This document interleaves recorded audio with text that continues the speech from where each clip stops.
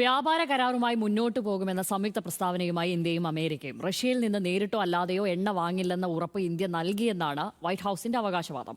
Indian ഉൽപ്പന്നങ്ങൾക്ക് അമേരിക്കയിൽ പരമാവധി നികുതി 18% കുറച്ചു. കരാർ കാർഷിക, ഭക്ഷ്യ, വ്യാവസായിക മേഖലയിൽ ചരിത്രപരമായ ചുവടുവയ്പാകുമെന്ന് സംയുക്ത പ്രസ്താവനയിൽ പറയുന്നു.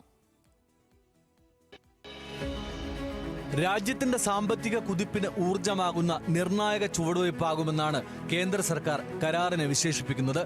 ജനങ്ങളുടെ ഊർജാവശ്യം നിറവേറ്റുന്നതിനാണ് പ്രഥമ പരിഗണന.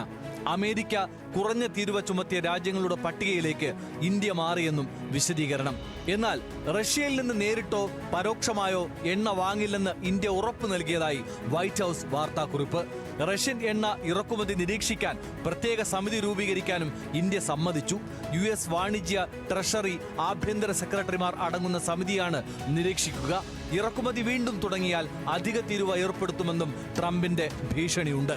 സംയുക്ത പ്രസ്താവന അനുസരിച്ച് അടുത്ത 5 വർഷം 50,000 കോടി രൂപയുടെ അമേരിക്കൻ ഉൽപ്പന്നങ്ങൾ ഇന്ത്യയിലേക്ക് ഇറക്കുമതി ചെയ്യാമെന്നും ഇന്ത്യ സമ്മതിച്ചു.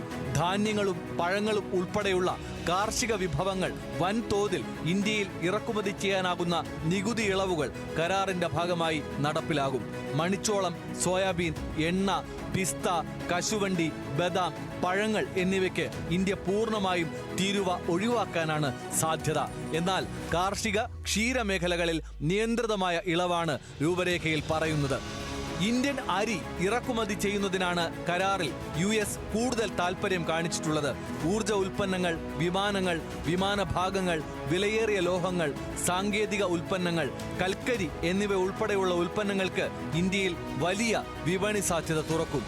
ഓറഞ്ച്, പ്ലം, മുന്തിരി, നാരങ്ങ, വാഴപ്പഴം എന്നിവയ്ക്ക് ഇന്ത്യ നികുതി ഇളവ് നൽകില്ല എന്നും വ്യാപാര കരാറിന്റെ രൂപരേഖയിൽ സൂചനയുണ്ട്. ഇന്ത്യൻ മസാലകൾക്കും ഉള്ളിക്കും ഉരുളക്കിഴങ്ങിനും പൂർണ്ണ സംരക്ഷണം ഉണ്ടാകും. ഇവ ഇറക്കുമതി ചെയ്യുന്നതിനുള്ള നിയന്ത്രണം തുടരും. അമേരിക്കൻ മദ്യത്തിന് ഇന്ത്യ തീരുവ കുറയ്ക്കും. ഇന്ത്യയിൽ നിന്ന് റബ്ബർ, പ്ലാസ്റ്റിക്, തുണിത്തരങ്ങൾ, തുകൽ, ചെരുപ്പ്, മരുന്നുകൾ, വിമാനഭാഗങ്ങൾ, വാഹന സ്പെയർ പാർട്സുകൾ, ഓർഗാനിക് രാസവസ്തുക്കൾ, ഗൃഹാലങ്കാര വസ്തുക്കൾ, കരകൗശല ഉൽപ്പന്നങ്ങൾ എന്നിവ അമേരിക്കയിലേക്ക് കയറ്റി അയക്കുന്നതിൽ ഇളവുണ്ടാകും എന്നാണ് സൂചന. പ്രസിഡന്റ് ഡൊണാൾഡ് ട്രംപും പ്രധാനമന്ത്രി നരേന്ദ്രമോദിയും 2025 ഫെബ്രുവരിയിൽ ആരംഭിച്ച US ഇന്ത്യ ഉഭയകക്ഷി വ്യാപാര കരാറിന്റെ സാക്ഷാത്കാരത്തിലേക്കാണ് ഇപ്പോഴത്തെ രൂപരേഖ വിരൽ ചൂണ്ടുന്നത്. International desk, news Malayalam.